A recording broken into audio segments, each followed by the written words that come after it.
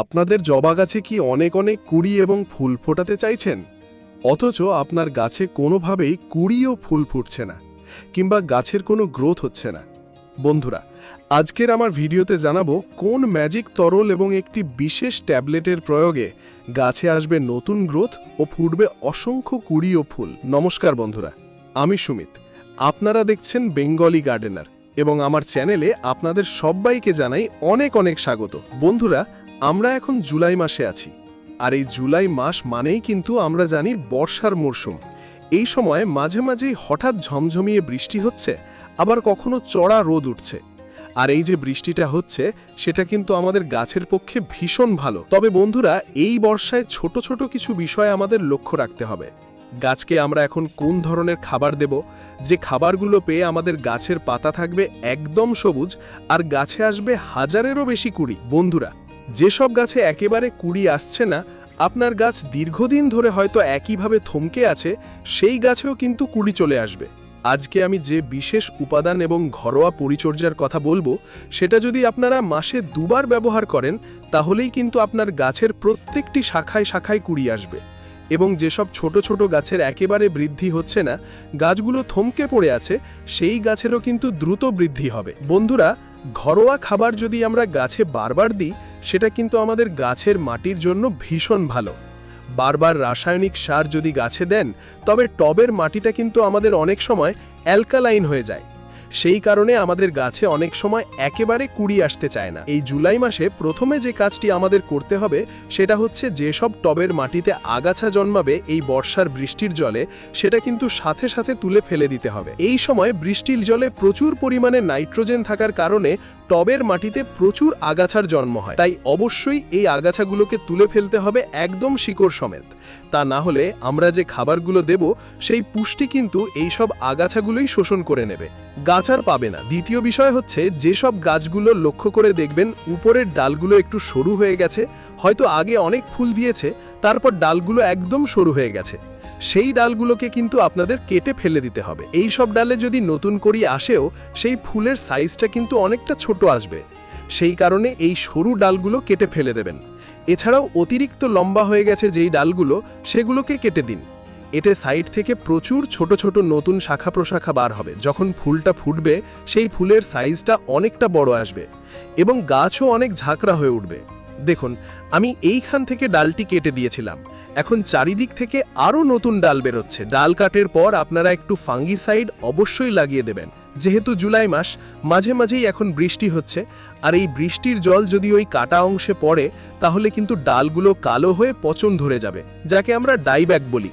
সেই কারণে একটু সাফ ফাঙ্গিসাইডের পেস্ট বানিয়ে ভালো করে প্রলেপ দিয়ে দেবেন। এইভাবে সাফ ফাঙ্গিসাইড যদি আপনার কাছে না থাকে, তাহলে রান্নাঘরের হলুদ গুলার পেস্ট ব্যবহার করবেন, সেটাতেও দারুণ কাজ হবে। তারপর আমাদের যে বিষয়টা লক্ষ্য রাখতে হবে জবা গাছের জন্য, সেটা হচ্ছে হঠাৎ বৃষ্টির কারণে যেসব গাছের পাতা হলুদ হয়ে যাচ্ছে এই সময়, সেই পাতাগুলোকে কিন্তু গাছ থেকে ছিঁড়ে ফেলে দেব। তা না হলে কিন্তু বৃষ্টির জলটা যখন পড়বে, ওই হলুদ পাতা যদি ডালে আটকে থাকে, তাহলে সেখানে পচন ধরে ফাঙ্গাস লেগে যাবে। সেই কারণে হলুদ পাতাগুলোকে অবশ্যই গাছ থেকে ফেলে দেবেন এবং বিশেষ করে বাসি ফুলগুলোকেও আপনারা রোজ তুলে ফেলে দেবেন, কারণ এই বাসি ফুল পচে কিন্তু গাছে ফাঙ্গাসের আক্রমণ হয়। পুরনো বাসি ফুল ও হলুদ পাতা ফেলে দিলে গাছে কোনো ফাঙ্গাস ধরার ভয় থাকবে না এবং গাছে দ্রুত গতিতে নতুন কুড়ি আসতে শুরু করবে। তারপর যে বিষয়টা আমরা লক্ষ্য করব, সেটা হচ্ছে টবের মাটিটাকে আমরা হালকা খোড়াই করব। এই সময় হালকা খোড়াইটা করব এই কারণে, যাতে মাটিটা আমাদের উর্বর ও বায়ু চলাচল বা এয়ারেশন ভালো থাকে এবং তার সাথে বর্ষায় যে মাটি অনবরত ভিজে থাকছে, সেটা কিন্তু দ্রুত শুকিয়ে যাবে। অনেক সময় হঠাৎ বৃষ্টি এবং হঠাৎ কড়া রোদের কারণে আমাদের টবের মাটি প্রচণ্ড শক্ত হয়ে যায় এবং গাছ কোনো প্রকার খাবার ও জল ঠিকঠাক শোষণ করতে পারে না। তাই অবশ্যই আমাদের মাসে দুবার মাটিটিকে খুশে দিতে হবে এবং আমাদের জবা গাছের পাতাগুলো একদম সবুজ রাখার জন্য যে খাবারটা দিতে হবে, সেটা হচ্ছে নাইট্রোজেন সমৃদ্ধ খাবার। আর ছোট ছোট গাছে যে অসংখ্য কুড়ি আসবে, তার জন্য কিন্তু আমাদের পটাশিয়াম সমৃদ্ধ খাবার দিতে হবে। আর যেসব গাছ একদম বৃদ্ধি হচ্ছে না, থমকে আছে সেই সব গাছের জন্য কিন্তু ভরপুর নাইট্রোজেন এবং ফসফরাস সমৃদ্ধ খাবার দিতে হবে। তবেই কিন্তু আমাদের গাছের শিকড়টা যত মজুত থাকবে এবং বৃদ্ধি হবে, আমাদের গাছটা কিন্তু উপরের দিকে তত সুন্দর বেড়ে উঠবে। এরপর আসি গাছে বড় বড় ফুলের সাইজে। সেই বড় বড় ফুলের সাইজের জন্য কিন্তু গাছকে ভরপুর পটাশিয়াম ও মাইক্রোনিউট্রিয়েন্ট দিতে হবে। চলুন দেখে নেওয়া যাক কি এমন জাদুকরী উপাদান প্রয়োগ করলে সমস্ত পুষ্টিমৌল গাছ খুব ভালোভাবে পাবে এবং গাছের রোগ প্রতিরোধ ক্ষমতা বহুগুণ বেড়ে যাবে। আজকে আমি যে জিনিসটার কথা বলবো তা আমাদের প্রত্যেকের আশেপাশের ওষুধের দোকানে খুব সহজেই পেয়ে যাব। সেটা হলো ডিসপ্রিন ট্যাবলেট। এই একটি ট্যাবলেটের দাম কিন্তু মাত্র 1 টাকা। হ্যাঁ বন্ধুরা, এই ডিসপ্রিন বা অ্যাসপিরিন ট্যাবলেটের মধ্যে থাকে স্যালিসাইলিক অ্যাসিড।